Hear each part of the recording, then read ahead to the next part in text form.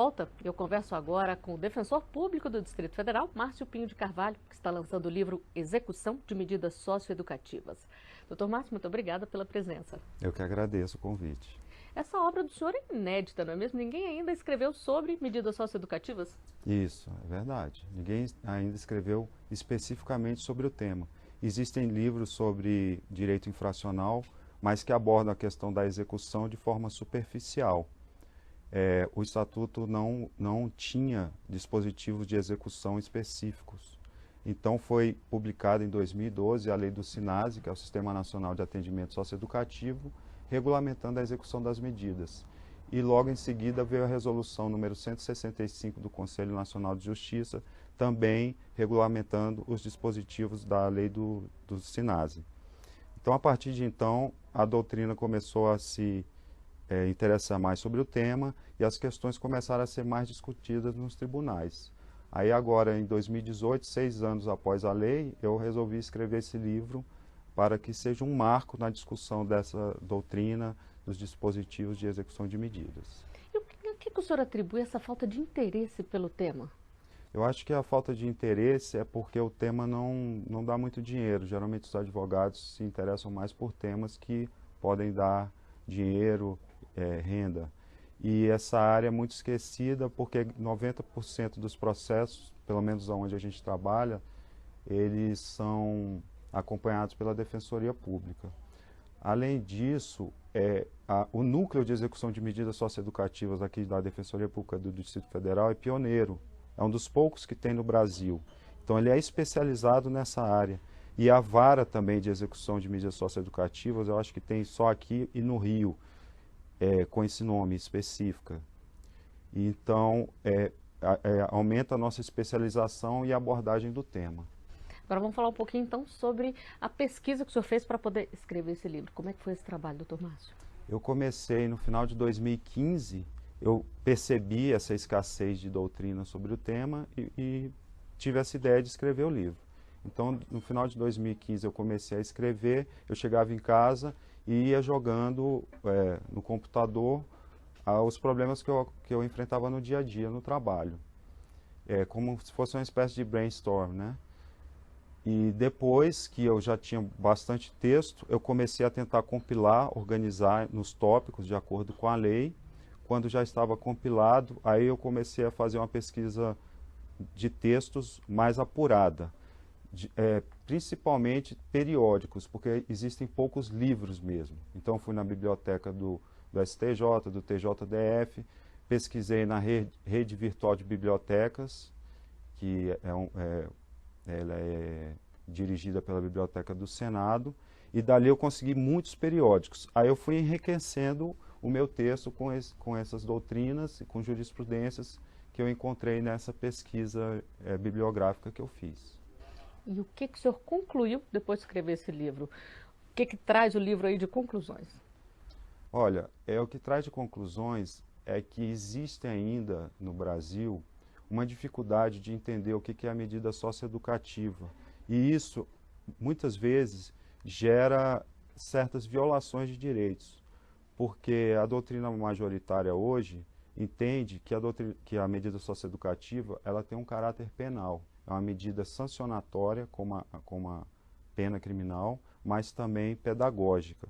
No momento que se interpreta dessa forma, todas as garantias do direito penal e do direito processual penal têm que ser aplicadas nos processos de execução de medidas socioeducativas. E isso não acontece muito. Às vezes os operadores do direito não percebem isso. Ainda com resquício da doutrina tutelar antiga, que via o jovem, o adolescente, não como sujeito de direitos, mas como mero objeto. Então o juiz era como se fosse o pai. A medida era aplicada em benefício do jovem, isso já está superado. A medida é uma punição por algo que ele cometeu errado, um crime, porque o ato infracional, pela lei, é um fato tipificado como crime ou contravenção.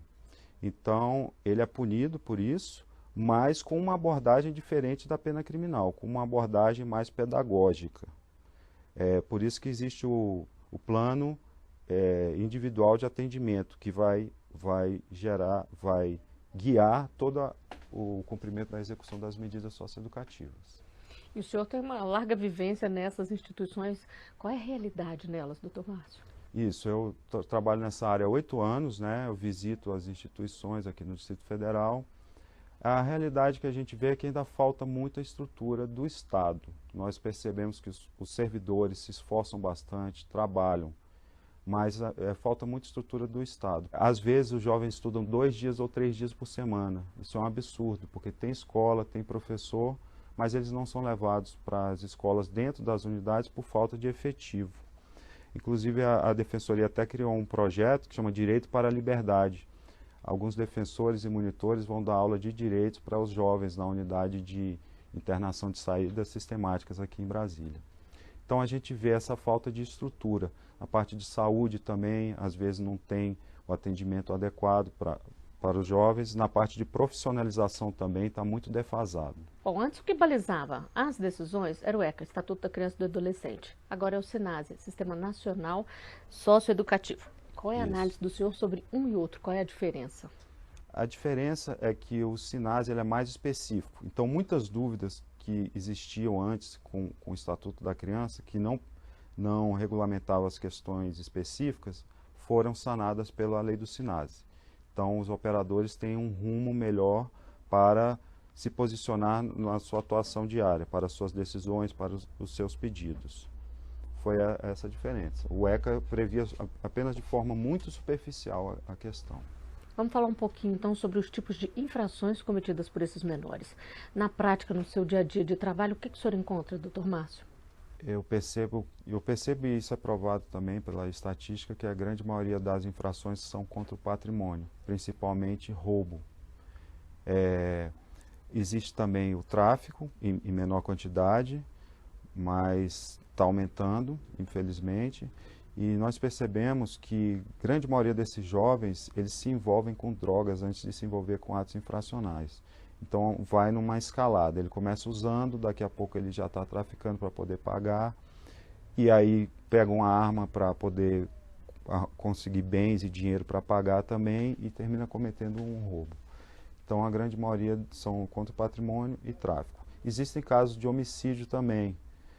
Os homicídios geralmente são decorrentes também do tráfico, algum acerto de contas, e raros casos de homicídios passionais e também contra familiares. Às vezes o jovem é muito reprimido, apanha, e às vezes acontece de matar um familiar, um padrasto, um tio, mas é bem menos. E pela experiência do senhor, doutor Márcio, são jovens que teriam melhor chance de recuperação se o sistema tivesse uma infraestrutura bem melhor? Que a gente já falou aqui que falta muita coisa. Com certeza teriam melhor chance de recuperação. O que acontece é que existem 3 sistemas de garantia. As garantias primárias são os direitos fundamentais, que devem ser dados para todos os jovens.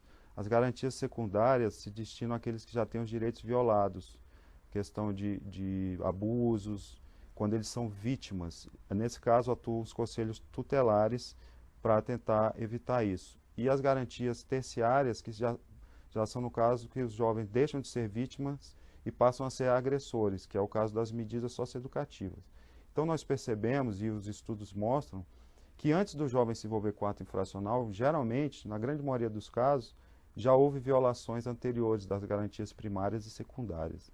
Então, se tivesse uma atuação mais forte nisso, provavelmente diminuiria o número de atos infracionais. Dentro das unidades, às vezes, existe uma negligência também. No momento que ele está sob a tutela do Estado, o Estado tem que atuar para dar o tratamento adequado. Ele está só com direito de liberdade restrito. Os outros direitos têm que ser plenamente garantidos. Mas, infelizmente, a gente vê que existem casos que, às vezes, eles estudam 2 ou 3 vezes por semana. Isso não é estudar, né? Falta profissionalização, faltam oficinas. Às vezes, a assistência à saúde também não é adequada. Então, nesse momento que o Estado teria que atuar de forma mais forte nisso, às vezes é bem negligenciado dentro das unidades por falta de estrutura.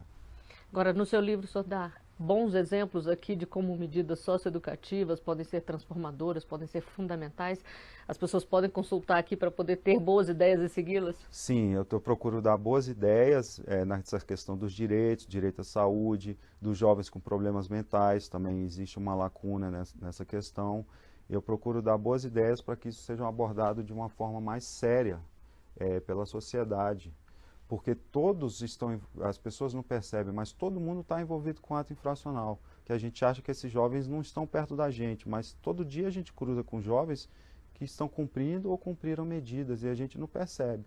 Então, se isso for bem feito e diminuir o número de atos, vai ser bom para todo mundo. A gente não vai ter medo de sair de casa, de deixar um filho sair. Então, é bom para toda a sociedade. E quais são as características destes jovens? São jovens, são pobres, com baixa escolaridade e negros. Isso já está constatado em todos os estudos. Tanto os vitimizados, ou seja, as maiores vítimas de homicídios têm essas características, quanto os que estão presos. Aí a gente pergunta, mas vem cá, os outros não cometem crimes ou atos infracionais? Cometem, mas muitas vezes o sistema não pega essas pessoas. E existe uma fórmula para poder reduzir o número desses menores infratores? Olha, uma fórmula eu acho que não. Mas seria bom, né? Seria muito bom. Mas eu acho que a educação e a profissionalização são os principais abordagens.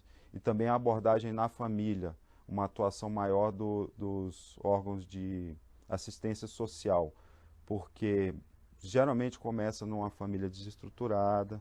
Muitas vezes a primeira pessoa que vê que o jovem está apresentando problemas é o próprio professor da escola, que vê que o jovem não está indo para a aula, ou então está chegando com sono ou com características de ter usado drogas, e o professor se preocupa, corre atrás, vai no conselho tutelar, e às vezes não tem assistência devida.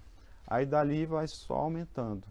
Então, a abordagem preventiva é muito mais importante do que a repressiva, porque a repressiva só atua depois que o problema já aconteceu, né? E não vai resolver. O sistema criminal, ele não vai resolver a criminalidade, ele vai punir. O que vai resolver são as prevenções feitas por outros sistemas, sistema social, de saúde, educação. Bom, doutor Máximo, parabéns pela iniciativa, espero que ajude outros operadores do direito a se interessar mais e trabalhar sobre o tema. Eu que agradeço, muito obrigado pelo convite. Bem, antes de encerrar esse programa,